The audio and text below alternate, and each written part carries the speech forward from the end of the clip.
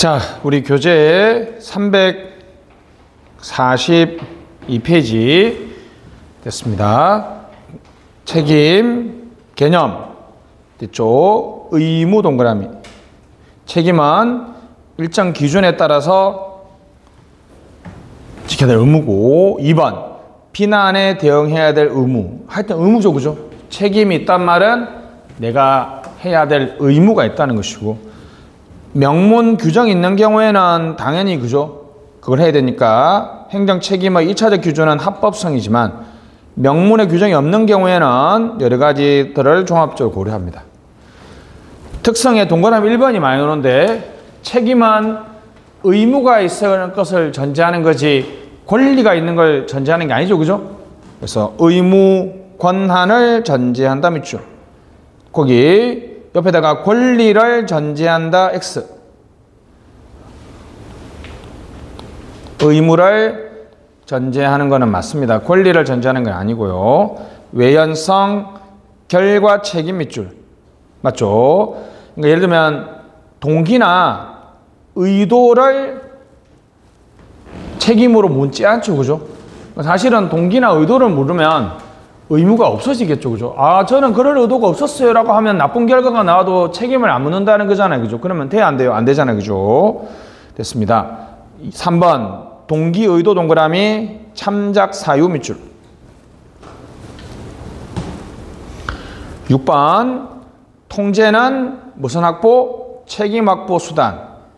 행정 통제는 뭐가 있음을 전제로 한다? 책임이 있음을, 의무가 있음을 전제로 해서 통제, 무슨 조치를 한다? 시정 조치를 한다. 이렇게 얘기할 수 있죠, 그죠? 됐습니다. 이것도 밖으로 놓습니다. 자, 책임은 통제의 전제이다라는 말은 맞죠? 통제는 책임의 전제이다라는 말은 틀렸죠. 다시 뭐라고요? 통제는 행정 책임을 전제합니다. 알았죠? 의무가 있음을 전제해서 통제, 시정 조치를 한다는 거죠. 제도적 책임, 제도적 동그라미, 객관, 공식, 외제, 파이너 밑줄, 법 절차, 개서제적 책임. 문책자가 외제하죠, 그죠? 문책자가 외제하다는 말은 무슨 말입니까? 명문의 규정이나 상관의 명령이 있다는 거잖아요, 그죠? 내면의 양심이나 내면의 전문 직업 윤리에 따라서 의무를 다하는 건 아니라 그랬죠, 그죠? 절차 중시, 절차 준수 밑줄, 책임 완수 밑줄. 판단 기준이나 절차가 객관화되어 있다. 제재의 기준이 존재한다. 외부 통제를 강조한다. 입법 국가 밑줄. 옆에 자율, 주관, 비공식, 내재. 프리드리, 다시 무슨 들이? 프리드리. 시험에 이렇게 나옵니다. 다음 중 프리드리히의 책임과 관련 없는 것. 이렇게 나옵니다. 직업윤리 밑줄, 국민정서 밑줄, 기능적 책임, 최선을 다했느냐. 오로지 여러분 파이너는 법 절차의 준수 여부를 강조합니다. 알았죠? 최선을 다했느냐. 문책자가 내 마음속에 있으니까 내재화되거나 아예 없다라고 할 수 있죠, 그죠? 제재 기준이 부재입니다. 반대로 얘기하면 제재 기준이 무한될 수도 있죠, 그죠? 직업윤리, 양심, 미조착, 직업윤리, 양심에 따라서 일을 했느냐. 직업윤리, 양심, 도덕심, 비공식적 밑줄. 내면적이기 때문에 객관화, 공식화. 여러분, 내면의 양심이라는 건 사람마다 다르잖아요, 그죠? 객관화, 공식화 할 수 없습니다. 3번 절차 준수했다고 책임 완수되는 거는 전혀 상관없는 얘기죠. 공식 책임은 절차를 준수하면 책임이 완수되었다라고 보는 거죠. 판단 기준이 없다라고 할 수 있습니다. 절차의 부재, 주관화, 내부 통제를 강조하고 행정국가 별표. 현대 행정국가는 업무와 기능이 너무 많아지기 때문에 일일이 규정을 만들기가 한계가 있거든요. 그러니까 공무원들의 양심이나 윤리의식을 강조합니다. 넘어가시죠. 롬잭 튜닉 밑줄, 롬잭 튜닉. 됐죠? 내부의 내자, 외부의 외자, 강함의 강자, 약함의 약자. 다시 갑니다. 내외 강약. 시작. 내외 강약. 시작. 내외 강약. 무슨 패치? 법관 패치니까 무슨 책임성? 법적 책임성. 입법 통제, 사법 통제. 그러니까 법률, 법령, 법규 준수 여부죠. 법률이나 법령을 준수했는지로 행정 책임을 보겠다는 거고. 자, 관료조직 책임성은 슈퍼비전이니까 상명하복. 쉽게 말하면 상관의 명령을 준수하면 행정 책임을 다했다는 관점이죠. 상관의 명령. 감사원이 맞죠? 감사원. 왜요? 감사원이 왜 관료조직 책임이에요? 내부 책임이에요? 어디 소속이다? 대통령 소속이기 때문에 그렇습니다. 다시 어디 소속이다? 대통령 소속이다. 자, 프로페셔널 FE 있죠. F. 프로페셔널 할 때 FE 동그라미. 법관 패치할 때 프로페셔널. 전문가적인 관점에서 전문직업 윤리 관점에서 평가합니다. 정치적 책임성의 치자 동그라미. 선거 구민 밑줄, 이해관계자 밑줄. 시민이라고 할 수 있죠. 시민, 국민. 시민들, 국민들의 요구와 기대에 부응하지 못했을 때 무슨 책임을 다하지 못했다? 정치적 책임을 다하지 못했다라고 하는 거죠. 됐습니다. 무슨 책임성? 정치적 책임성. 두 번만 더 넘어갑시다. 갑니다. 내외 강약 법관 패치. 시작. 내외 강약 법관 패치. 내외 강약 법관 패치입니다. 행정 통제. 됐습니다. 시정하기 위한 노력 밑줄. 통제는 옆에다가 무슨 조치? 시정 조치. 다시 통제는 무슨 조치? 시정 조치. 잘못된 행정에 대한 시정 조치를 통제라 그러죠. 그러니까 당연히 시정 조치는 걔가 그것을 해야 한다라는 책임이 있음을 전제하죠. 행정 통제는 뭐가 있음을 전제한다? 책임이 있음을, 행정 책임을 전제라고 쓰시고, 행정 책임을 전제 조건을 합니다. 전제합니다. 반대로 우리 뭐라고 했어요? 통제는 뭘 확보하는 수단? 책임 확보 수단. 행정 통제는 행정 책임 확보 수단입니다. 행정 책임 확보 수단. 갑니다. 동그라미 1번 시정조치 밑줄, 책임 확보 밑줄. 시정조치나 책임 확보를 통제라고 합니다. 일탈에 대한 감시나 비난, 처벌, 책임 추궁이죠. 3번 뭘 전제로 한다? 책임을 전제로 한다. 맨 끝에 책임을 전제로 한다.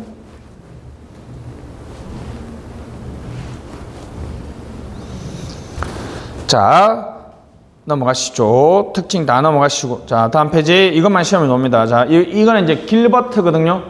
자, 내외 강약은 여기는 내외 공비로 바뀌죠. 그죠? 내외 공비. 자, 칠판 보시면 내외 공비. 다시 뭐라고요? 내외 공비. 여기는 뭐라고요? 내외 강약. 여기는 뭐라고요? 내외 공비. 그 다음부터는 쉬워요. X축부터 외부 공식, 내부 공식. 내부 비공식, 외부 비공식. 1, 2, 3, 4분면으로 그냥 그대로 붙여주면 되죠. 자, 우리도 1, 2, 3, 4분면부터 봅시다.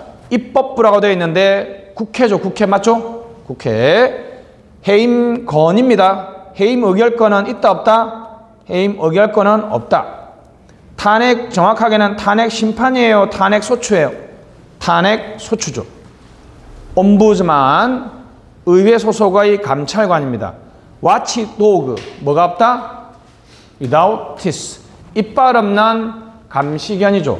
그래서 무효 취소할 수 있다 없다? 무효 취소할 수 없다. 그렇기 때문에 위법 사항뿐만 아니라 부당 사항까지도 심사할 수 있고 신청에 의한 것뿐만 아니라 직권도 가능하죠. 신청도 가능하고 직권도 가능하고 위법도 가능하고 부당한 사항도 가능한데 뭐 할 수 없다? 무효, 취소할 수 있다 없다? 할 수 없다.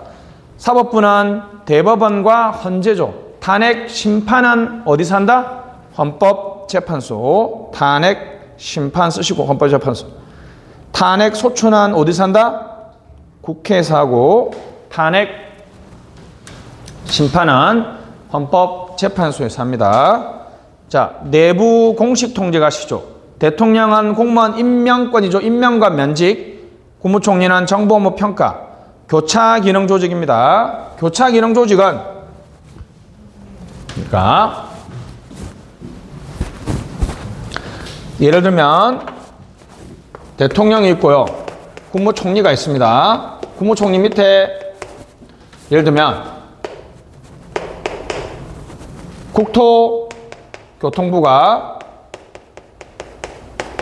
또는 환경부가 서로 싸우면서 국무총리나 대통령 말을 안 들어요. 그러면 환경부에 대해서 직접적으로 명령할 수도 있지만 어떻게 할 수도 있어요? 환경부 너, 국토교통부 너 대통령이나 국무총리 말 안 들으면 예산 안 준다. 조직을 축소한다. 직원 안 뽑아준다 할 수 있겠죠.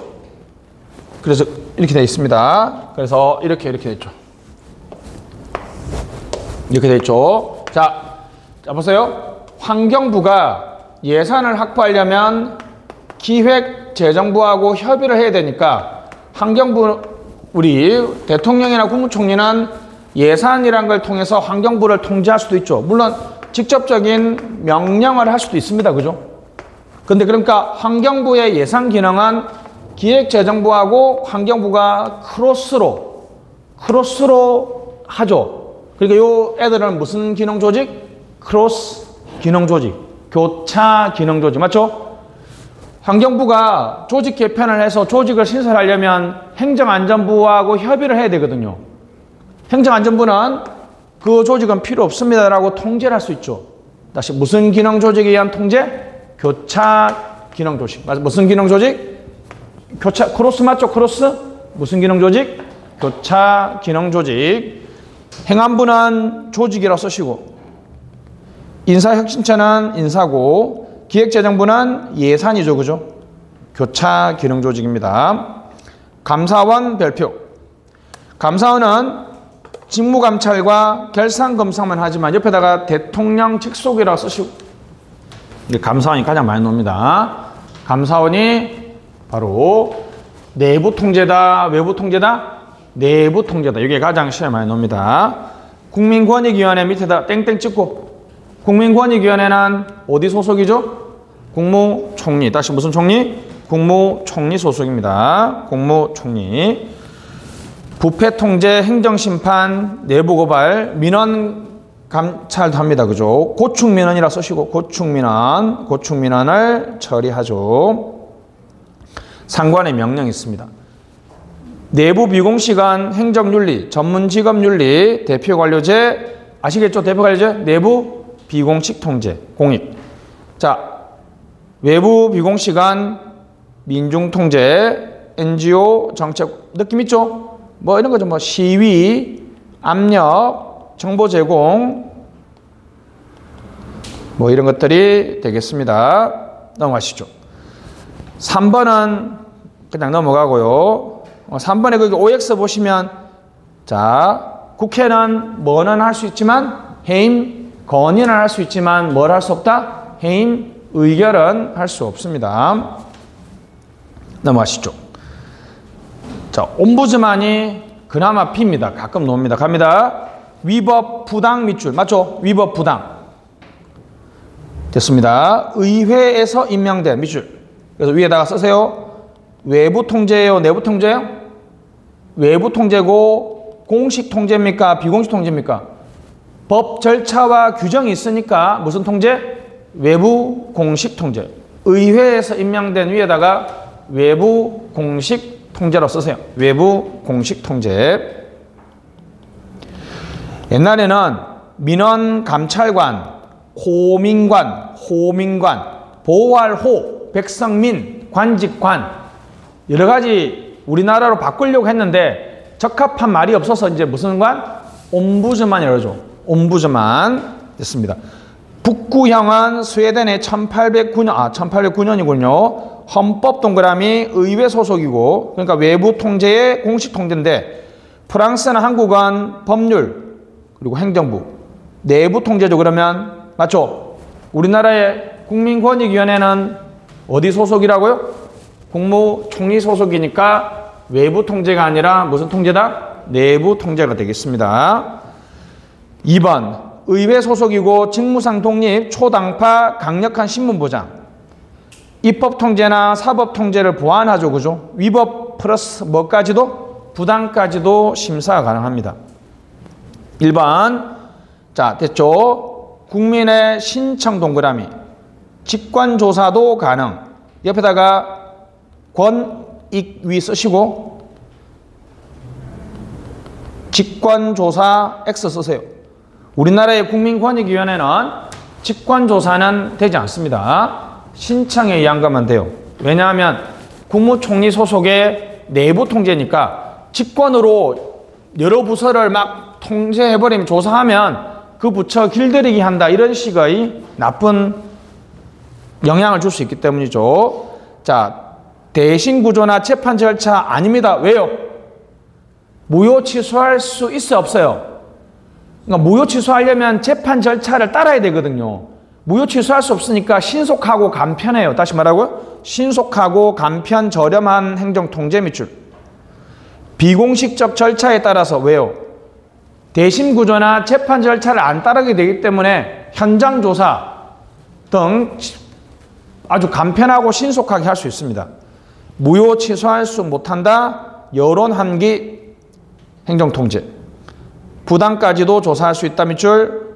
무효 취소할 수 없으니까 부당까지 할 수 있죠. 융통성과 비공식성이 높은 제도. 왜요? 무효 취소하는 것은 무슨 성격? 법적 성격을 바꾸는 거죠. 법적 성격을 바꾸려면 대심 구조나 재판 절차를 따라야 되지만 무효 취소할 수 없으니까 부당까지도 심사할 수 있으니까 다양하고 신속한 절차를 하는 게 좋겠죠. 그러니까 법적 성격이 아니다. 무슨 성격이다? 정치적, 사회적 성격. 행정과 국민 사이에 완충장치 하죠. 그죠? 완충장치 역할을 합니다. 조사 결과 처리. 1번이 중요하죠. 무효 취소할 수 있다 없다? 없다. 밑에 직접적인 통제권이 있다 없다? 없다. 근데 시정 개선, 권고, 요구는 할 수 있죠. 여러분 딱 봐도 건의, 요구는 안 따라도 된다는 느낌이죠. 그죠? 그러니까 직접적인 통제권이 없습니다. 이빨 없는 감시견. 그래서 개인적 신망에 크게 의존합니다.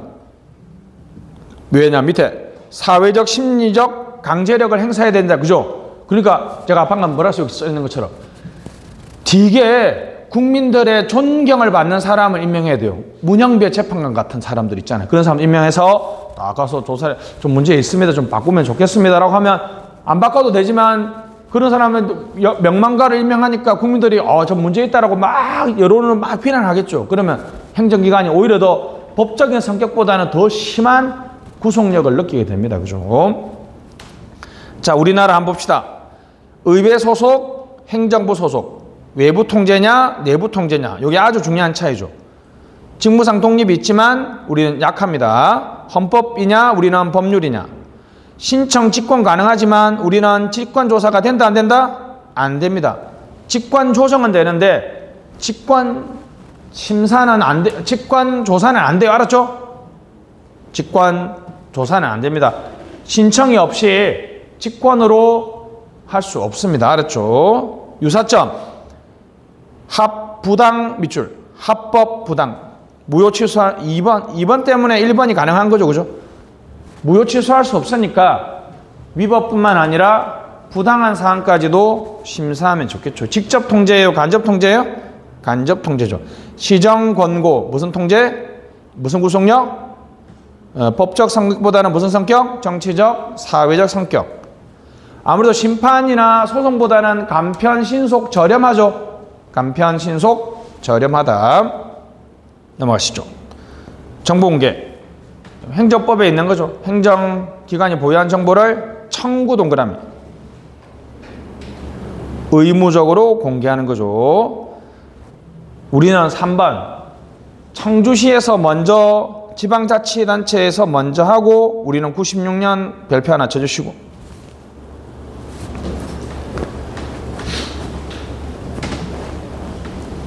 그래서 외국인도 가능하다. 11, 11.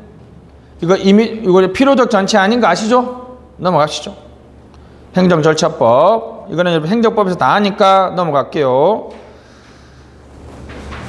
행정통제에서 민원 처리가 있습니다. 민원 처리. 우리 아까 말했던 것처럼 고충민원 쓰시고, 고충민원은 우리나라에서 고충민원은 일단 여러분 고충민원이라는 게 행정에 대해서 뭔가 좀 시정조치를 해달라는 거잖아요. 그죠? 그래서 국민권익위원회 쓰시고, 국민권익위원회에서 고충민원을 처리합니다. 됐습니다. 법정민원 넘어갈게요. 질의민원, 건의민원, 기타민원 있는데 이건 시험에 안 나왔는데 여러분 단어만 읽어봐도 무슨 뜻인지 아시겠죠? 복합민원은 공장설립이라고 써보세요. 공장설립.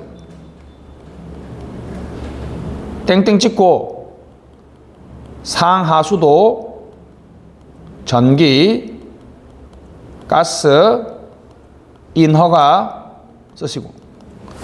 공장을 설립하려면 여러분 상하수도도 허가받아야 되죠. 전기도 끌어와야 되죠. 가스도 끌어와야 되고 공장 설립 자체에 허가를 받아야 되죠. 한번 해볼게요. 하나의 목적, 그렇죠? 하나의 목적으로 여러 기관 인허가가 다 결부되어 있는 걸 무슨 민원? 복합민원이라. 느낌 있죠? 복합민원은 하나의 목적, 공장 설립이라는 하나의 목적을 달성하기 위해서 전기는 한전이죠. 가스는 가스공사죠. 상하수도는 구청의 상하수도과죠. 여러 기관이 관련되어 있는 민원을 무슨 민원? 복합민원이라고 해요. 복합민원. 다수인 5세대, 5인이 아닙니다. 몇 세대? 5인도 있습니다. 이게 시험 나왔어 한번. 앞으로 몇 명 이상이 관련되면 다수인 민원이다. 5인 이상이 관련되면 다수인 민원이다. 됐습니다. 민원 처리는 시험에 안 나왔는데 됐습니다. 요 정도까지 보시면 되겠어요. 넘어가시죠. 행정개혁입니다. 행정개혁. 자, 바람직한 행정, 의도적 변화. 변화 노력이라 쓰시고. 변화 노력. 개혁은 뭐다? 변화죠. 개혁은 변화 시도나 변화를 위한 노력을 우리 뭐라 그래요? 개혁이라고 합니다. 특징에서 3번이 중요합니다. 변화를 시도하면 항상 뭐가 필연적으로 발생해요? 저항이 발생하죠. 그죠? 동태적이다, 가치 판단적이다. 그래서 정치적 성격이 있습니다. 그죠? 이 정도까지 보시면 원인은 넘어가시고 과정은 필요성 인식 체크, 입안하고 시행하고 평가합니다.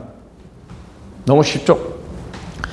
2번도 자, 내부 인사 주도는 관주도라 쓰거나 관료주도라고 써보세요. 행정개혁을 공무원이 주도할 수 있고 시민이 주도할 수 있죠. 그죠? 공무원이 주도할 경우에는 장점, 시간 경비 절감, 기술적인 문제에 관심 둔다. 집중, 간편, 실현 가능성 높은. 그 말은 집행 용이하죠. 내부 이익을 고려하기 때문에 현실을 감안한다. 맞죠? 단점 뭐예요? 객관성, 종합성이 없고 광범위한 지지하고 곤란하고 근본적 개혁이 어렵고 사소하고 절차적인 개혁만 합니다. 이해했죠? 그죠? 여러분 이게 한마디로 여러분 중이 자기 머리 깎을 수 있어요? 없어요? 깎을 수 없습니다. 관료들한테 개혁 맡기면 맨날 뭐라는지 아세요? 우리 부처 빼고 다 문제야! 이렇게. 모든 건 우리 부처로 이런 식으로 합니다. 그죠? 그래서 이거는 뭐 읽어보면 풀 수 있겠죠. 그죠? 그러면 이제 외부 주도는 시민 주도라고 써보시고, 시민 주도, 민간 주도입니다. 시민이 주도하거나 민간이 주도하는 경우에는 관주도의 장단점에 반대겠죠. 이 정도 넘어가고요. 접근법입니다. 내용, 무엇을 개혁이라고 써보세요. 물음표. 과연 행정개혁은 무엇을 개혁할 것이냐? 행정개혁의 내용이 되겠죠. 자, 첫 번째 구조입니다. 구조는 여러분 소프트웨어요, 하드웨어요? 하드웨어죠. 그죠? 눈으로 보이는 거. 1번 권한, 책임, 기능, 규모. 맞죠? 권한, 책임, 기능, 규모. 부처 개편이죠. 부처 개편이 전형적인 무슨 개혁이에요? 구조적 접근이죠. 2번 분권화 전략과 원리 전략이 있는데 이런 거는 안 봐도 됩니다. 자, 구조개혁의 장점은 딱 눈으로 떠도 고치니까 되게 가시적이고 단기적으로 완결할 수 있죠. 그죠? 그러나 단점은 뭐냐면 우리 2번에 강한 저항을 유발합니다. 없어지는 부처들은 당연히 저항하겠죠. 그죠? 강한 저항. 그리고 구조와 실제의 이원화. 구조 따로 운영되는. 구조는 바뀌었는데 제가 지금도 실수하지 않습니까, 여러분? 여러분들은 지는 동사무소라는 표현 잘 안 쓰지? 가끔 씁니까? 자주 씁니까? 구조개혁이 틀렸네. 지금은, 현우야, 지금은 정식 명칭이 뭐냐? 원래 동사무소에서 주민자치센터로 바뀌었다가 무슨 센터? 행정복지센터 이름이 바뀌었죠. 구조개혁이죠. 아니, 또 우리 사람들 도로명 주소 써요? 집 주소 써요? 도로명 주소 써요? 아니면 집원 써요? 아니, 또 집원으로 쓰는 사람 많죠. 구조를 바꿔도 뭐가 실제로 사람들이 그렇게 인식 안 하면 가시적인 성과를 내기가 힘듭니다. 그죠? 넘어갑시다. 과정기술. 새로운 기술 방법 밑줄. 전자민원 써보세요. 전자민원. 앱. 모바일. 현우, 너 운전면허증 있냐? 플라스틱 있냐? 아니면 모바일 있냐? 아이, 자식, 너 나보다 더 이제 뭘로? 요즘에는 모바일에, 그죠? 모바일에 우리 운전면허증 있잖아요. 그죠?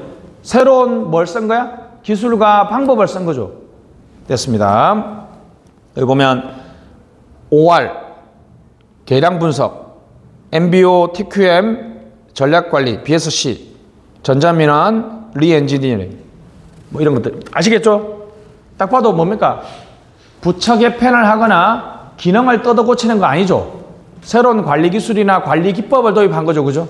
장점은 권한 변동이 없기 때문에, 이해 침해가 없기 때문에 저항이 상당히 줄어들죠. 그죠? 뭘 하든지 여러분 내 부처나 내가 가진 권한이 줄어들면 내가 엄청나게 저항할 거 아니에요. 그죠? 그러니까 저항 발생이 덜하다. 근데 이제 단점은 전자민원을 하면 컴퓨터 모르는 사람, 모바일 민원 하면 모르는 사람들한테 뭘 시켜야 돼요? 공무원들 교육시켜야 되니까 교육훈련 비용이 많이 듭니다. 구조 형태 등의 근본적 개혁이 어렵다. 인간 행태, 가치관, 신념 변화 밑줄. 감수성 훈련이나 OD, 조직 발전, 감수성 훈련 등을 통해서 사람의 신념과 태도를 바꾸는 것. 한번 바꾸면 장기적이고 지속적인 효과를 낼 수 있습니다. 근데 이게 권위주의 문화에서 사람의 어떤 인식이나 가치관을 바꾸는 것은 상당히 어렵죠. 그죠? 그런 것이 단점입니다. 문화를 바꾸는 것은 문화적 접근법이 되겠고요. 사업적 접근법은 사업을 바꾸는 거죠. 넘어가시죠. 4번이 많이 나옵니다. A 해주시고 B 해주세요. B. 그나마 많이 나온다는 얘기지, 많이 나온다는 얘기 아니까. 자, 저항을 할 때 규범적 밑줄, 사회적 밑줄, 협조적 전략. 동그라미 1번 사회 심리적 지원, 배려라고 써보세요. 관심, 힘들지라고 배려, 관심을 보여서 협력과 수용을 유도합니다. 2번의 끝에 참여, 의사 전달. 3번 정보 제공, 설득, 끝에 설득. 4번 토론, 가치관 변화. 5번 변혁 리더십. 6번 학습 조직 밑줄. 7번 실임적 불안감 해소. 충분한 시간 제공. 충분한 시간 제공. 대충 제가 말했던 거 동그라미 치니까 뭡니까? 대화나 소통, 참여 등을 통해서 그죠? 개혁을 또는 저항을 극복하는 거죠. 다시 대화, 소통, 참여, 합의, 설득 같은 것은 무슨 전략이다? 규범적, 사회적, 협조적 전략이죠. 단점은 시간이 많이 걸리고요. 옆에다 써보세요. 의도적으로 저항 요인을 찾으려 함. 자꾸 대화를 하면 괜히 내가 반대하고 싶은데 그죠? 반대 못하고 있으니까 어떤 반대를 할까라는 것을 찾으려고 합니다. 됐습니다. 자, 공리적 동그라미, 호혜적, 기술적. 다시 뭐라고요? 공리적, 호혜적, 기술적. 자, 1번 기득권 덜 침해. 그러니까 이제 침해되는 이익을 줄여주는 거죠. 그죠? 끝에 점진적 추진. 다시 뭐라고요? 점진적 추진. 위에 8번에 충분한 시간하고 점진적 추진은 의미는 비슷한데 좀 다르죠. 동의할 때까지 충분한 시간을 주는 거는 무슨 전략? 협조적 전략이지만 이런 거 있잖아요. 한 번에 많이 하면 엄청난 피해를 발생하는데 피해가 덜 발생하는 것처럼 한 부분부터 점진적으로 한다. 2번 시기 동그라미, 시기 선택. 개혁하는 명확하는 1번에 덜 침해. 다시 뭐라고요? 덜 침해되는 개혁안을 한다는 거죠. 됐습니다. 이런 식이죠. 여러분 잡으세요. 공무원을 줄인다 이렇게 해보는 보다 5급 이상 10%를 줄인다라고 구체적으로 하면 6급 이하는 이제 저항 안 하겠죠. 공무원을 줄인다고 하면 공무원 전체가 저항하겠죠. 그런데 몇 급 이상만 5급 이상만 줄인다라고 명확히 하면 침해되는 이익을 줄여주는 거죠. 됐습니다. 4번 신축성 있는 인사 배치. 무슨 말인지 아시겠죠? 그죠? 너를 자르는 게 아니라 다른 데로 보내준다는 거죠. 5번 보상. 공리적이죠. 호혜적이죠. 6번 이익 침해 방지, 보상, 기술적 애로움 해결. 읽어보면 왜 공리적, 호혜적, 기술적 방법인지 아시겠죠? 시기, 방법, 절차를 조정해주고 이익을 덜 침해하게 해주고 보상을 해주고 시기를 조정하는 것들은 무슨 전략? 공리적, 호혜적 전략. 단점은 재정 부담을 수반할 수 있죠. 그죠? 장기적인 효과를 기대하기 어렵고. 됐습니다. 이제 단점 중에 하나가 밑에 동그라미 3번에서 공리적, 호혜적 전략을 하면 자존심 손상입니다.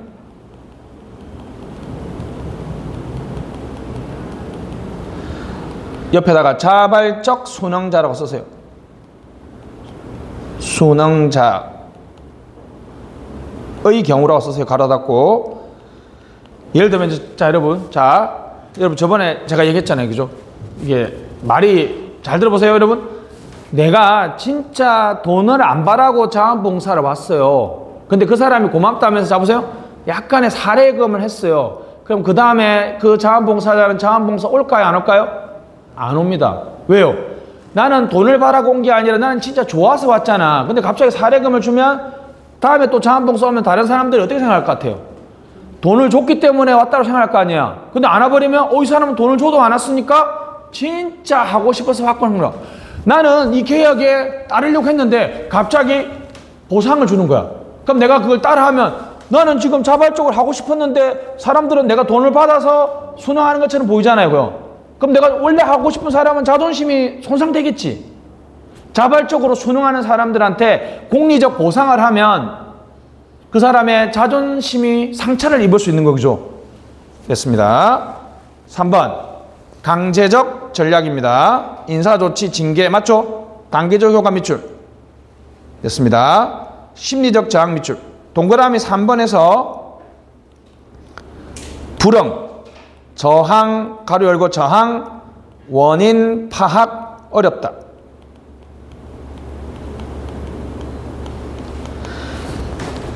자, 여러분 이렇게 잡으세요. 자, 이렇게 여러분들이 지금 계약에 저항을 해요. 그 내가 안 따르면 인사조치 할 거야 하고 해버리는 게 강제적 전략이죠. 근데 이 사람은 이 계약안 자체를 싫어하고 이 사람은 보상만 해주면 내가 따를 수 있어. 이 사람은 그냥 싫어. 그러면 일률적으로 시행해버리면 강제적 전략 시행해보면 이 사람은 공리적 전략을 써야 되고 이 사람은 규범적 전략을 써야 되잖아요. 그죠? 그런 저항의 원인을 파악하지 않고 일률적으로 강제적 전략 써버리면 불응자, 저항하는 사람의 뭘 파악하기 어렵다? 원인을 파악하기가 어렵다는 거죠. 자, 각국의 개혁은 영국은 넘어가고요. 미국 오랜만에 보네요. 여러분 젠킨스, 그랜트, 펜들턴 실적주의죠. 그죠? 데프트위원회 들어봤죠? 오랜만에 품목부 예산제도, 직위분리제법, 브란노위원회, 독립규제위원회. 브란노위원회 옆에다가 귤릭 쓰시고 행정과학 논문, 우리 기억나죠? 행정과학 논문집을 발표하게 된 계기가 됐죠. 해치법안, 정치적 중립을 엄격하게 그냥 후보위원회, 그레이스, NPR 정도는 기억해야 되죠? 기억나죠? 클린턴 정부에서 NPM적 개혁을 위한 거죠. 특이한 게 공무원 중심 발표. 민간 주도로 안 하고 NPR은 유능한 관료 주도로 공무원 개혁을 해서 성공적인 개혁을 이끌어냈다라는 얘기를 많이 합니다. 공무원 중심. 뉴질랜드 넘어갑시다. 행정개혁 끝났습니다. 맨 마지막. 자, 김영삼. 이거는 여러분 정확하게 제가 한번 말씀드렸죠. 자, 지금 우리나라 헌법이 부칙 1조가 이 헌법은 88년 2월 25일부터 효력을 발생한다는 거거든요. 왜냐하면 우리나라 87년 6월 달에 이한열 여사가 체류탄에 맞아서 사망하면서 민주화 운동이 있었죠. 흔히 말하는 87년 무슨 항쟁? 6월 항쟁. 그래서 1987이라는 영화가 거기서 나온 거 아니에요. 그죠? 그래서 이제 그 헌법 제정을 위한 만들어서 헌법을 해서 대통령 투표를 해가지고 매년 88년 몇 월 며칠? 2월 25일. 자, 여러분 잠깐 갑니다. 대통령 임기 몇 년이에요? 자, 해볼게요. 89, 90, 91, 92, 93. 93년 몇 월 며칠까지? 2월 20, 정확하게는 2월 24일까지겠지. 그지? 2월 24일을 할게요. 요때 대통령이 노태우 대통령이죠. 그럼 다시 93년 2월 25일부터 98년 몇 월 며칠까지? 2월 24일까지 김영삼 대통령이었죠. 자, 그럼 여러분 요거 다 뺄 거예요. 똑같으니까. 해보면 자, 93. 자, 해볼게요. 94, 95, 96, 97, 98. 그러면 98부터 2003까지는 누구? 김대중 대통령. 03부터 08까지는 노무현 대통령. 08부터는 13까지는 누구? 이명박 대통령. 근데 13부터 18까지 돼야 되는데, 그죠? 누구? 박근혜 대통령이 됐습니다. 그래서 5월 9일이고요. 17년 5월 10일부터, 자, 17부터 해봅시다. 18, 19, 20, 21, 22. 22년 5월 9일까지가 문재인 대통령이고, 22년 5월 10일부터 23, 24, 25, 26, 27, 5월 9일까지가 누구였어요? 깜빵에 계시는 그분인데 쓸데없이 무슨 겸? 비상계엄을 한다고 해서 끝나버려서 25년 6월 9일이죠. 이번 연도가 6월 10일 맞죠? 6월 5일인가? 6월 4일이네. 죄송합니다. 그러면 이제는 이제 편해졌어. 이제 오땡이야 이제 그지? 25년 6월 5일부터 2030년 몇 월까지? 6월 4일까지가 이제 이재명 대통령 임기죠.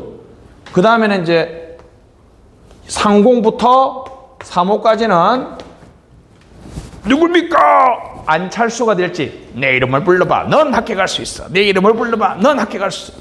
허경영이가 될지 그죠? 누가 될지는 아무도 모르겠습니다. 그죠? 여기까지는 지금 시험은 조직 개편은 여기까지 나옵니다. 조직 개편 여기까지 나오고 나머지는 쉽죠. 그냥 역사적인데 한번 편하게 한번 봅시다. 김영삼 정부입니다. 해양수산부 요때 만들었죠. 해양수산부. 왜냐하면 김영삼 대통령이 부산 출신이잖아요. 그죠? 부산 출신이 이제 해운항만이나 수산청이 있어서 해양수산부를 설치했습니다. 정보통신부도 요때 만들었고요. 그 다음에 내무부 축소, 지방자치단체장 선거 발표, 규제개혁 기본법 제정 97년 쓰시고 규제개혁 기본법, 공직자윤리법, 와우, 윤리법 갑니다. 여러분 등록은 몇 급? 4급. 등사 01. 다시 뭐라고요? 등사 01. 등록은 4급, 공개는 1급이었죠. 됐습니다. 김대중 정부는 행정자치부 밑줄, 드디어 이제 지방자치를 본격적으로 했죠. 그 다음에 식품의약안전청 됐습니다. 여성부 논란인데 여성부가 김대중 정부에서부터 만들어졌습니다. 노무현 정부에서는 우리 소방방재청, 요 소방방재청 유일해요. 여기 소방방재청이 이때 유일합니다. 해양경찰청을 신설했고 고공단 넘어갑시다. 이명박 정부는 기획재정부, 행정안전부, 방송통신위원회, 국정홍보처 폐지했고 국토해양부가 있었고 뭐 이런 게 있습니다. 복수차관 제가 이때 처음으로 도입했습니다. 복수차관. 박근혜 정부는 부총리, 해양부산 부활, 미래창조과학부, 식품의약품안전처가 됐죠. 식품의약품 안전처, 국민안전처, 행정안전부. 아유, 행정안전부, 안전행정부, 행정안전부지 무슨 장난입니까, 그죠? 소방청이 들어오면 안전이 되고요. 소방청이 밖으로 빠져나가면 안전이라는 단어가 빠집니다, 그죠? 인사혁신처 2014라고 쓰시고. 문재인 정부 됐습니다. 소방청, 해양경찰청. 소방청 밑에다가 행안 쓰시고, 해양경찰청 밑에다가 해수 쓰시고, 해수부. 중소벤처기업부, 과기정통, 개인정보보호위원회, 질병관리청, 공수처 등을 만들었죠. 기억나죠? 윤석열 정부 밑에 쓰시고, 윤석열 밑에 쓰시고, 땡땡 찍고, 이거 써보세요. 22년 5월 25년, 아니면 22 물결 표시 25 쓰시고, 재외동포청 쓰시고, 재외동포청, 국가보훈부, 또 하나 만들어진 게 뭐예요? 우주항공청.